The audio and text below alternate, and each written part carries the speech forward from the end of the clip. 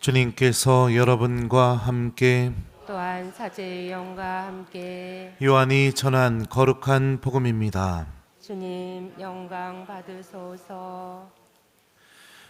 요한의 증언은 이러하다. 유다인들이 예루살렘에서 사제들과 레위인들을 요한에게 보내어 당신은 누구요? 하고 물었을 때 요한은 서슴지 않고 고백하였다. 나는 그리스도가 아니다 하고 고백한 것이다. 그들이 그러면 누구란 말이요? 엘리야요? 하고 묻자 요한은 아니다 하고 대답하였다. 그러면 그 예언자요? 하고 물어도 다시 아니다 하고 대답하였다. 그래서 그들이 물었다. 당신은 누구요? 우리를 보낸 이들에게 우리가 대답을 해야 하오. 당신은 자신을 무엇이라고 말하는 것이요? 요한이 말하였다. 나는 이사야 예언자가 말한 대로 너희는 주님의 길을 곧게 내어라 하고 광야에서 외치는 이의 소리다.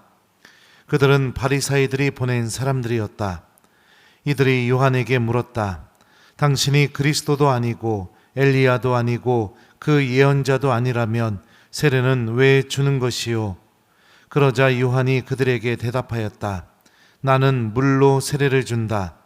그런데 너희 가운데는 너희가 모르는 분이 서 계신다. 내 뒤에 오시는 분이신데 나는 그분의 신발끈을 풀어드리기에도 합당하지 않다. 이는 요한이 세례를 주던 요르단강 건너편 베타니아에서 일어난 일이다.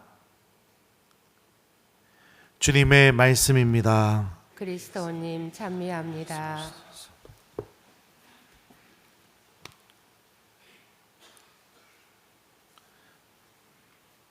오소서 성령님.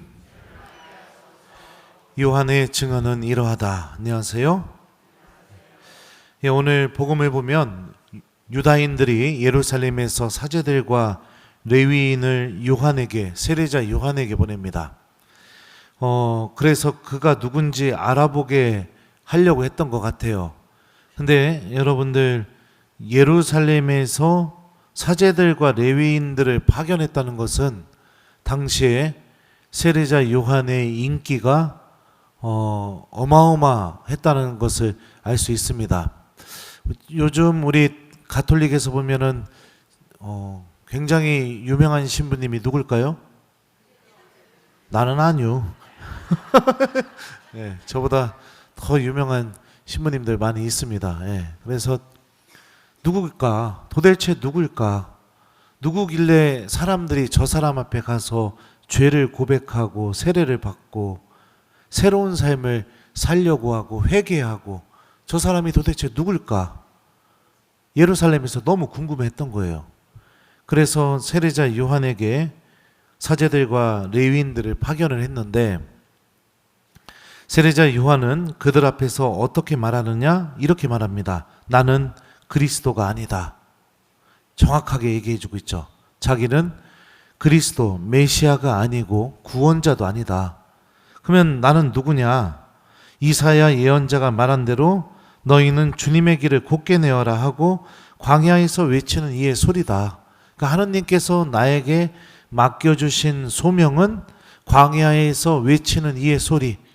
다시 말하면 예수님의 오심을 사람들이 준비시켜주는 그런 사명을 받은 사람일 뿐이지 나는 메시아도 아니고 그리스도도 아니다 라고 정확하게 자기가 어떤 사람인지에 대해서 이야기합니다. 근데 삶을 살다 보면 우리가 사람들에게 많은 사랑을 받게 되거나 주목받게 되거나 아니면 내가 사람들로부터 많은 인기를 누리게 되게 되면 금세 우리 마음 안에 어떤 유혹이 찾아오게 되느냐? 내가 그리스도가 아니면서도 그리스도가 되고 싶은 유혹이 찾아올 때가 굉장히 많이 있습니다. 저 같은 경우도 많이 있어요. 그래서 가끔은 교우들이 제 앞에서 다른 신부님 강론 좋다는 얘기 들으면은 속상해요. 마음이 아파요. 네. 왜 그러냐? 제가 그리스도가 되고 싶은 그 마음 때문에 제 안에서 요동치는 것이 그런 것이겠죠. 정말로 내가 그리스도가 아니고 하나님의 도구라는 이 사실을 분명하게 깨닫고 있고 내가 그 하나님께서 맡겨주신 그 소명 안에 머물기를 간절히 바라고 있다면 제가 아니라 다른 사제의 입에서 나온 하느님의 말씀의 교우들이 변화되고 제가 아니라 굳이 저를 통해서가 아니라 다른 사제를 통해서 선포된 그 말씀이 교우들을 회개시키고 있다면 하나님의 사람으로서 함께 기뻐할 수 있어야 되거든요. 근데 이게 쉽지가 않더라고요. 삶을 살아가다 보면. 특별히 교회 안에서도 봉사자들이 많은 유혹을 받게 됩니다. 여러 가지 봉사 직분이 마치 자기를 드러내는 하나의 좋은 무대로 생각하는 그런 잘못된 봉사자들도 굉장히 많이 있습니다. 그리고 직책을 받게 되게 되면 마치 교회 안에서 무슨 큰 권력을 얻게 된 것처럼 그렇게 생각하는 사람들도 있어요. 그리고 나보다 저 사람이 더 봉사를 잘하고 있고 나 때보다 저 사람이 더 많은 열매를 맺어내고 있으면 더 그 사람이 더 잘할 수 있게 도와주고 협력하고 그를 위해서 기도해 줘야 되는데 그런 마음이 잘 들지가 않을 때가 있습니다. 시기심과 질투심. 그래서 자꾸만 상처가 되는 말들을 내 입에서 쏟아내게 되게 되고 그래서 결국에는 공동체가 분열되고 찢어지게 만들고 또 공동체를 사목하는 사제의 마음도 다 지치게 만들어버리게 하고 그런 유혹들, 그런 열매들이 교회 안에서도 실제로 맺어지고 있습니다. 그럴 때마다 우리가 생각해야 될 게 뭐냐면 바로 이런 세례자 요한의 모습입니다. 나는 그리스도가 아니다. 나는 아니다. 라고 세례자 요한은 이렇게 하나님께서 자기에게 주신 이 소명에 철저하게 머무는 것을 통해서 어떻게 하느냐?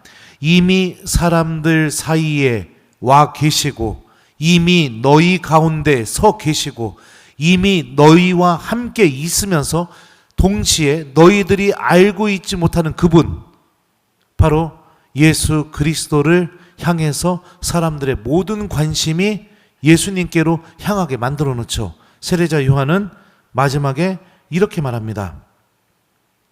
어디예요? 나는 물로 세례를 준다. 그런데 너희 가운데는 너희가 모르는 분이 서 계신다. 내 뒤에 오시는 분이신데 나는 그분의 신발끈을 풀어드리기에도 합당하지 않다.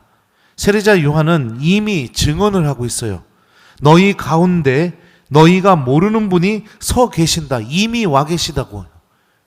그러니까 자신이 누구인지 궁금해서 찾아왔던 사람들의 관심이 자연스럽게 세례자 요한이 아니라 이미 우리 가운데 와 계신 분이 누구이신가? 바로 예수님께로 향하게 하는 그런 일을 세례자 요한은 하고 있죠. 그리고 요한복음서 저자는 이런 세례자 요한의 모습을 두고 어떻게 정리를 하게 되느냐? 이렇게 정리합니다. 요한의 증언은 이러하다. 그러니까 참된 증언이라는 것은 무엇이냐? 나를 통해 이미 우리와 함께 계시는 예수님을 사람들이 바라볼 수 있게 해주는 것. 나를 통해 이미 우리 가운데 서 계시고 우리를 구원하시기 위해 우리와 함께 계신 하나님을 교우들이, 사람들이 체험하고 그 예수님께로 가게 만들어주는 것. 이게 바로 참된 증언이라는 것을 우리가 알 수 있죠. 특별히 요즘은 제가 그런 생각을 이렇게 많이 들게 돼요. 그게 아니라 더군다나 요한복음에서 세례자 요한을 소개하게 될 때 공간복음서에서는 요한이라는 이름 앞에 세례자라는 직함을 꼭 넣어서 세례자 요한을 소개합니다. 근데 여러분들도 방금 복음을 들으셔서 아시는 것처럼 세례자라는 직함을 요한복음은 세례자 요한 앞에 넣질 않아요. 그게 왜 그러느냐? 신학적으로 보게 되면 요한복음에서 세례자 요한의 역할은 세례를 주는 사람의 역할보다 증언하는 역할에 더 중요성을 두고 있기 때문에 세례자라는 직함을 빼고 있는 거죠. 상식적으로 여러분들 알고 계시라고 말씀드리는 겁니다.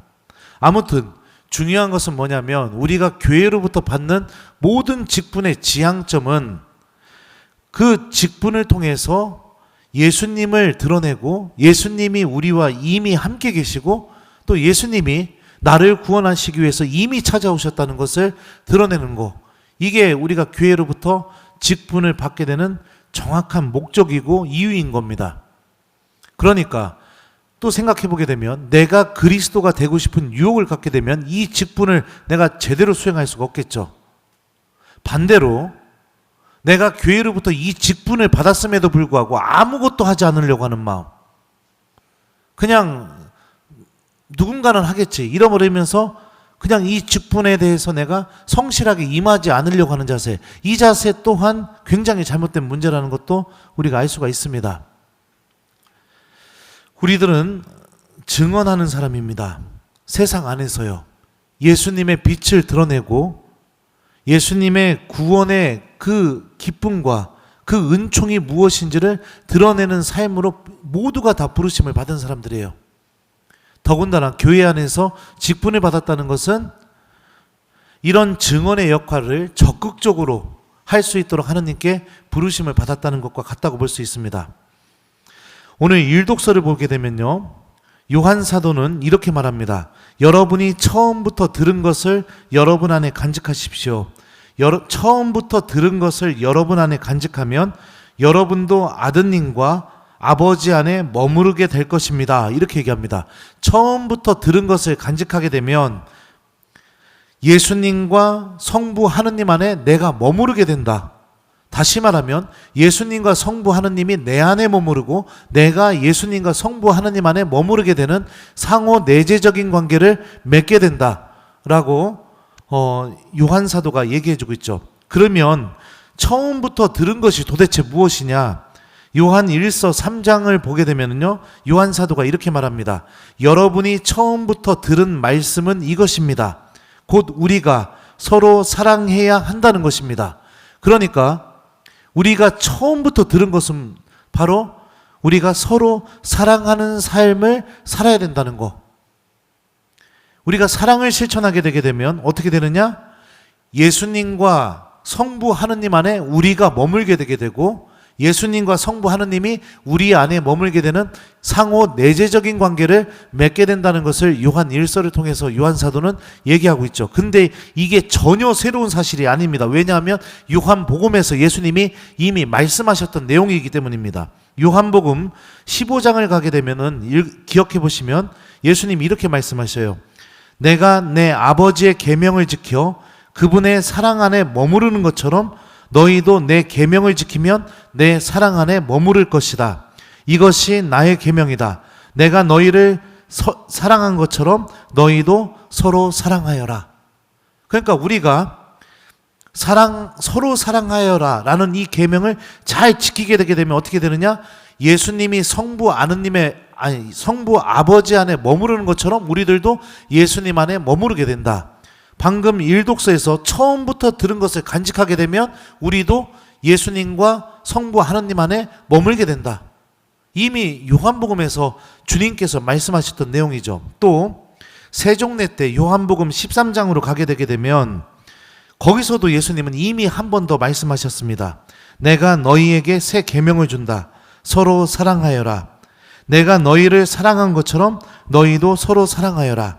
너희가 서로 사랑하면 모든 사람이 그것을 보고 너희가 내 제자라는 것을 알게 될 것이다. 이렇게 말씀하셔요. 그러니까 우리가 서로 사랑하는 삶을 사는 것이 예수님과 성부 하느님 안에 머무는 것, 여기에서 그치는 것이 아니라 그 사랑하는 그 모습을 통해서 세상 사람들은 어떻게 인식하게 되느냐? 저 사람은 예수님의 제자구나. 이렇게 인식하게 된다는 겁니다. 그러니까 증언이 제가 아까 강론 때 그 얘기를 강론이 아니라 중간에 이런 얘기를 했었는데요. 우리는 세상 안에서 주님을 증언하는 삶으로 부르심을 받았고 교회 안에서 직분을 받은 사람들은 그 부르심에 아주 적극적으로 응답하도록 부르심을 받았다고 제가 말씀을 드렸죠. 그러면 우리가 세상 안에서 어떻게 예수님을 증언해야 되는가? 사랑하는 겁니다. 사랑하게 되게 되면 나는 성부 하느님과 예수님 안에 머무르면서 동시에 세상 안에서 내가 예수님의 제자라는 사실을 드러내게 되는 거예요. 이 부르심에 우리 모두가 다 초대받았습니다. 그리고 우리는 하느님의 자녀이기 때문에 이 부르심에 당연히 기쁘게 응답하면서 살아가야겠죠. 여러분들 어떤 삶을 올 한 해 계획하고 계십니까? 부유한 삶, 더 높아지는 삶, 내가 더 주목받고 사람들이 나를 더 부러워하는 그런 삶? 아니면 계획조차 없나요 혹시? 새해를 시작하는 우리에게 하나님께서는 오늘 말씀을 통해서 우리에게 사랑하는 삶을 살으라고 이야기하고 계십니다. 그래서 올 한 해 내가 성부 하나님과 예수님 안에 깊이 머무는 그 은총 안에 들어가게 되고 세상 안에서 나의 그 모습을 바라보면서 많은 사람들이, 특히 신앙을 잃어버린 사람들이 내가 예수님의 제자구나, 마치 세례자 요한처럼 나는 그리스도가 아니지만 하느님의 신비를 드러내는 하느님의 도구로서 살아달라고 오늘 말씀을 통해서 우리들에게 하느님께서 이야기하고 계시죠. 올 한 해 여러분들 어떤 계획을 세우셨는지 모르겠지만 주님께서 오늘 들려주시는 이 말씀을 가슴에 담고 우리들도 예수님을 증언하는 신앙인이 되었으면 좋겠습니다. 그리고 우리 본당 안에서 봉사하시는 분들, 내가 그리스도가 아니라는 사실을 깊이 깨달으면서 나를 드러내는 사람이 아니라 내가 아니라 나를 움직이고 계시는 예수님을 드러내는 그런 봉사자가 될 수 있도록 주님께 도움을 청하면서 올 한 해 봉사해 보셨으면 좋겠습니다. 세상에 드러나기 시작한 순간부터, 어느 순간부터 제가 강의를 하러 가게 되면은 여러분들은 그런 모습을 보지 못하셨지만 많은 교우들이 열광을 합니다. 마치 예수님이 오신 것처럼. 강의가 끝나면 사진 찍자, 안수해달라, 사인해달라, 별의별 교우들이 막 저를 붙잡고 그렇게 흔들어 댑니다.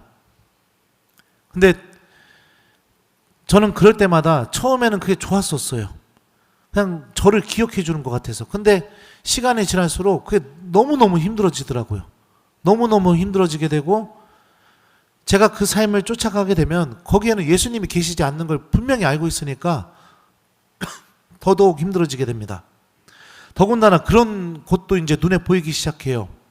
저를 불러서 관객몰이 하려고 하는 곳, 인원동원 하려고 하는 곳, 그런 것들도 이렇게 눈에 이제 보여지기 시작하게 됩니다. 그러니까 제가 아니라 저를 통해서 말씀하고 계시는 예수님을 바라봐야 되는데, 그래서 제가 복음 선포를 잘못하고 있는 건 아닌가, 그런 생각도 저는 올해 시작하면서 작년 한 해 되돌아보고 그러면서 좀 반성하게 되게 되고, 올 한 해를 제가 어떻게 주님 말씀을 전하면서 살아야 되는가, 오늘 하루 이렇게 성찰했던 그런 시간을 또 이렇게 갖게 된 것 같아요. 우리는 그리스도가 아니죠. 그리고 우리는 하느님의 자녀입니다.